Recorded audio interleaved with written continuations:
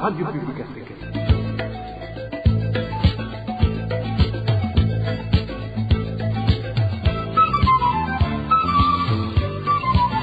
Radio Publique Africaine.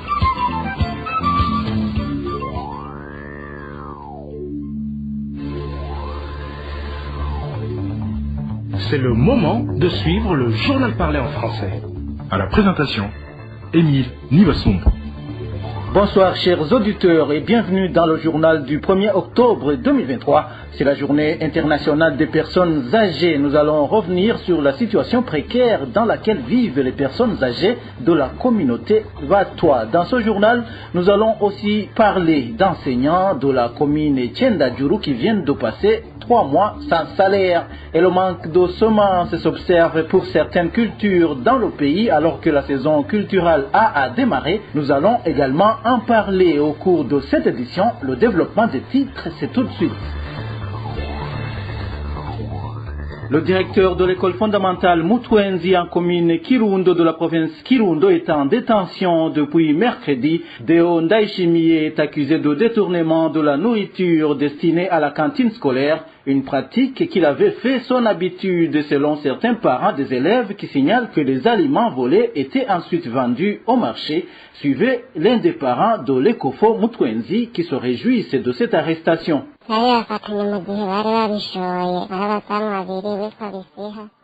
Ils ont été surpris lorsqu'ils étaient en train de vendre ces provisions destinées aux élèves. Il s'agit de 2 centenaires, dont un certificat et calories. Ils ont été arrêtés par un militaire qui les avait soupçonnés dès qu'il les avait vus. Ainsi, il leur a demandé ce qu'ils portaient, car ça faisait longtemps que la population grognait en disant que les provisions des élèves sont souvent détournées et vendues dans des boutiques. Mais cette fois-ci, ces provisions allaient être vendues au marché de Kirundo. Par la suite, quand on les a capturés, les 2 voleurs ont dénoncé celui qui leur avait donné ces provisions. Par plus, les 2 centenaires ont été conduits jusqu'au tribunal de Kirundo. Une fois arrivés au tribunal, les 2 présumés auteurs ont dénoncé le directeur de cet établissement comme les fournisseurs. C'est ainsi que même le directeur a été arrêté par la police qui l'a retrouvé chez lui. Actuellement, il est détenu au cachot du commissariat de Kirundo.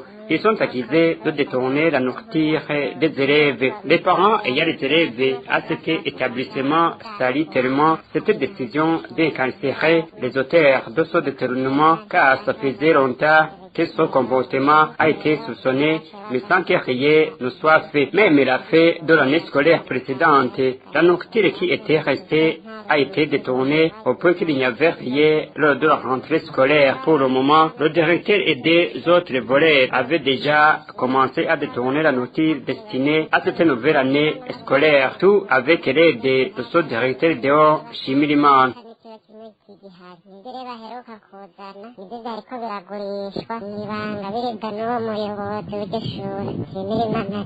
La rédaction de la RPA a tenté de joindre Doïtien Shimirimana, directeur communal de l'éducation à Kirundo, mais il était injoignable sur son portable.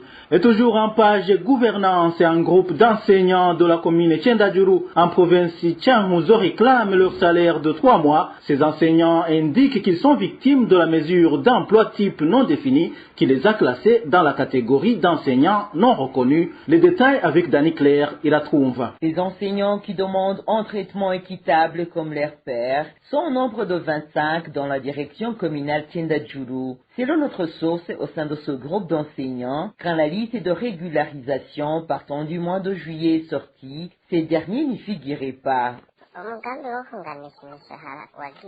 La régularisation a commencé à être mise en exécution depuis le mois de juillet. Nous attendions de nous retrouver sur les listes, mais quand les listes sont sorties, nous n'y étions pas. On nous dit qu'on ne sait pas bien sur quelle école nous enseignons. Après avoir constaté qu'ils ne figuraient pas sur la liste, ils ont saisi le directeur communal de l'enseignement, mais rien n'a changé.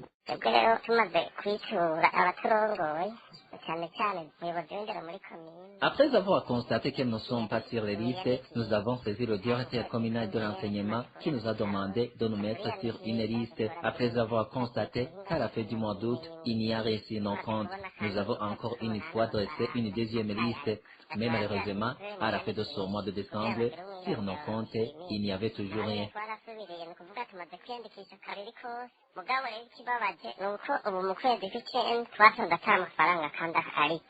Actuellement, ces enseignants totalisent 3 mois sans toucher de salaire. Ils demandent au directeur communal et le directeur provincial de l'enseignement de tout faire pour que leurs problèmes soient résolus.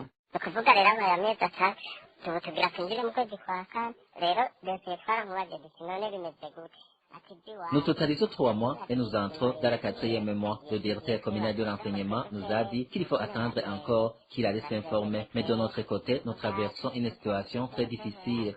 Nous n'allons pas cultiver car nous n'avons été capables de nous payer l'engrais. Nous demandons au directeur communal de l'enseignement à Tchendajuru et au directeur provincial de l'enseignement de Tchanguzo de nous prêter main forte car nous aussi sommes des enfants du pays. La rédaction de la RPA n'a pas encore pu joindre Samuel Gahitila, directeur communal de Tchendajuru, ainsi que Jeanne Hakizimana, directeur provincial de Tchanguzo, pour qu'ils s'expriment là-dessus. Pour clore la page gouvernance, parlons de la saison culturelle A, qui commence avec des problèmes liés essentiellement au manque de semences pour certaines cultures. Les agriculteurs signalent aussi le manque de fumure organique. Emmanuel Niungeko nous en dit plus. Les semences sélectionnées qui font beaucoup plus de défauts actuellement à Gitega sont celles de pommes de terre. Elles ne sont trouvées nulle part dans cette province de Gitega, que ce soit à l'Institut des sciences agronomiques du Burundi, Isabu, que ce soit chez les multiplicateurs des semences reconnus. Ceux qui veulent les semences de pommes de terre se rendent alors dans les provinces où elles sont disponibles, comme à Kayanza, Mwaro et ailleurs, ou du moins d'autres font recours aux pommes de terre qu'ils achètent au marché pour ensuite les planter. D'autres semences qui manquent sont celles du maïs. À titre illustratif, le genre de semences de maïs communément appelé Tubura coûte maintenant entre 15 000 et 18 000 francs au kilo, au moment où il y a exactement une année que son prix oscillait autour de 6 000 francs au kilo. Aux agriculteurs de mentionner que les semences de haricots ne posent pas beaucoup de problèmes dans la mesure où elles s'achètent facilement au marché, ou alors les agriculteurs sèment le haricot qu'ils ont récolté. S'agissant du fumier organique, il précise qu'il est devenu difficile de s'en procurer car son prix a augmenté. Par exemple, une benne de fumier du gros bétail ou de porc coûte entre 100 000 et 120 000 francs sans le coût de transport, alors qu'antérieurement, le prix de la même benne variait de 50 à 70 000 francs. C'est ainsi donc que certains se rabattent au fumier produit à partir du compost. Cependant, il y en a qui disent qu'il s'obtient en faible quantité et difficilement pour les uns, surtout les stades. Et jusqu'à présent, les agriculteurs n'ont pas encore relevé aucune irrégularité dans le domaine des engrais chimiques. Pour atténuer donc le problème de manque de semences sélectionnées, les agriculteurs demandent à l'Institut des sciences agronomiques du Burundi, Isabu en sigle, et aux multiplicateurs des semences convenus de les rendre disponibles et en quantité suffisante.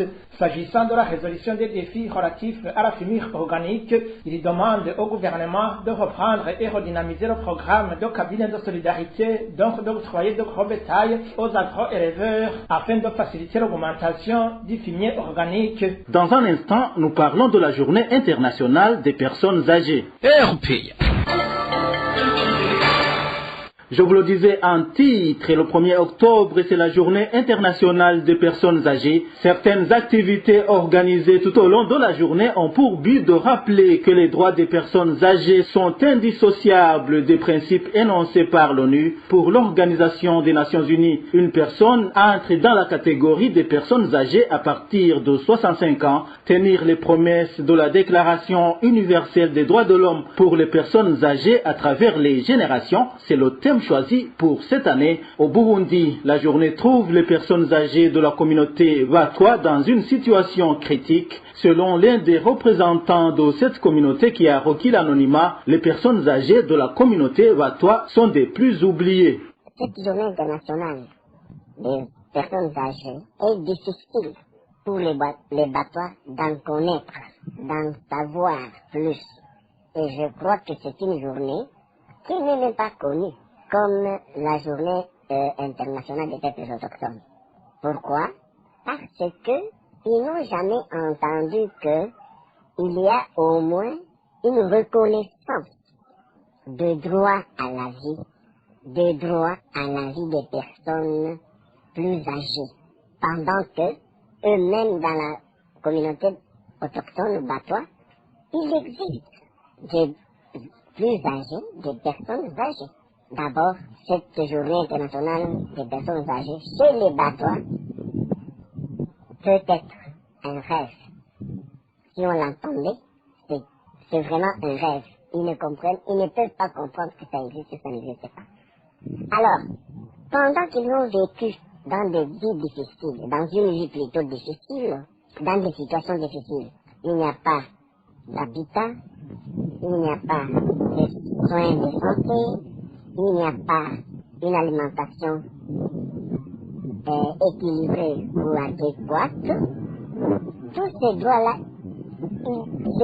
qui sont vieux aujourd'hui, les batois plus âgés aujourd'hui, ont vécu dans les situations de misère, ont vécu des galères, et ils vieillissent dans la même galère, dans la même misère, sans secours.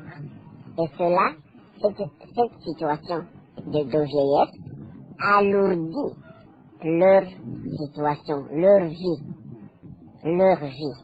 alourdit leur vie.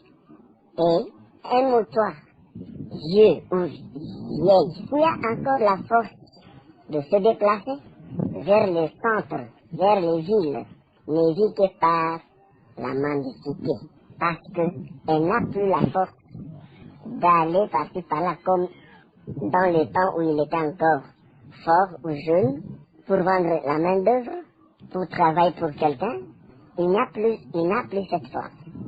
Et il n'a pas aussi de secours, d'assistance.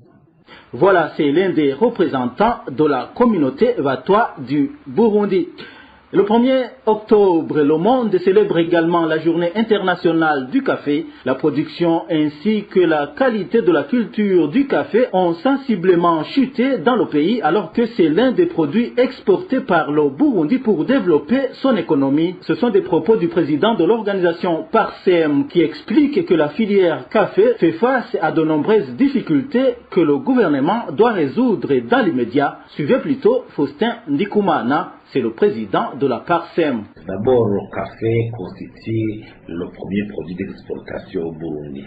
C'est le produit qui a généré beaucoup de devises dans le passé et qui a pu contribuer dans l'équilibre de la branche des primes. Mais maintenant, nous constatons une chute vertigineuse de la production du café, la quantité, mais aussi la chute au niveau de la qualité. Ce qui altère vraiment la capacité de l'État de mobiliser les devises à partir de la production du café. Et maintenant, on constate que la culture du café a subi beaucoup de changements au niveau de sa gestion institutionnelle. La culture du café a été d'abord gérée par l'État, et puis il y a eu les processus de privatisation. Maintenant, c'est l'ODECA, l'Office du développement du café, qui est en charge de la culture du café, toute la filière. Mais nous constatons aussi que la production maintenant n'a pas augmenté parce qu'il y a beaucoup d'éléments qui n'ont pas changé, qui ont entravé la production du café depuis longtemps. C'est l'intéressement notamment de l'agriculteur du café, parce qu'actuellement il constate que le prix appliqué n'est pas à la hauteur de la rémunération, de l'effort fourni pour la production du café. Maintenant aussi les intrants du café ont manqué. Les plans du café n'ont pas suivi comme ça a été souhaité au moment des grands rendez-vous de réflexion pour l'augmentation de la production du café. Parce que aussi on continue à constater que les intermédiaires dans la gestion de la filière continuent à exiger des coûts élevés qui parce que le producteur en soi ne reçoit pas la rémunération qui lui est due à partir de l'effort fourni. C'est pour ça que personne recommande que le producteur actuellement soit mis en avant. Il faut que sa rémunération soit à la hauteur de l'effort fourni. Il faut aussi que les intrants, le remplacement cette plantation de café soit une réalité effective, il faut aussi travailler pour que la qualité du café soit encore une fois comme était auparavant, parce que la qualité du café burundais avait provoqué renommée de sa vente à l'extérieur. Si cette qualité n'est plus ce qu'elle était auparavant, ça va continuer à provoquer cette chute des recettes de vente du café et partant la chute des recettes en devise. Pour clore cette édition, parlons des pensionnés qui devraient avoir la même rémunération salariale que celle qu'ils touchaient quand ils étaient en fonction. Ils devraient également bénéficier du bon logement. Selon Charles Katihabga, pensionné privé, selon lui, les retraités devraient continuer à bénéficier des bases de la sécurité sociale et considérés au même pied d'égalité que des fonctionnaires en activité quand il y a augmentation de salaire dans la fonction publique. Voici les bases de la sécurité sociale. Il y a le salaire de base qui est défini comme salaire considéré comme suffisant pour satisfaire aux nécessités vitales du logement. Pour que le salaire de base ait des effets positifs sur la sécurité sociale, il doit maintenir son pouvoir d'achat. 2. La rémunération. C'est toute somme d'argent que l'employeur donne à l'employé. L'employé, dans le cadre de son travail, égale salaire de base plus indemnité et allocation. L'indexation. Suivre l'évolution du marché et donner la rémunération en fonction de la situation, en fonction des prix. La péréquation. Ça veut dire que chaque fois qu'il y a augmentation des rémunérations des travailleurs et fonctionnaires, les pensions et les allocations des systèmes de sécurité sociale doivent augmenter dans la même proportion. La parole donnée par l'institution présidentielle et la force exécutoire. Combat intergénérationnel, ça veut dire que tous les âges, tous les secteurs doivent exiger l'application de la loi ensemble, main dans la main. Le déplafonnement de l'assiette des cotisations. Le déplafonnement de l'assiette des cotisations. Le plafonnement actuel de l'assiette des cotisations décidé par l'employeur est un crime. Voilà, c'est Charles Katihabga, pensionné privé. Et voilà, c'est par ici que nous mettons un point final au journal du 1er octobre 2023. Merci à vous tous qui nous avez suivis. À la présentation, c'était Émile Nibasumba. Au revoir.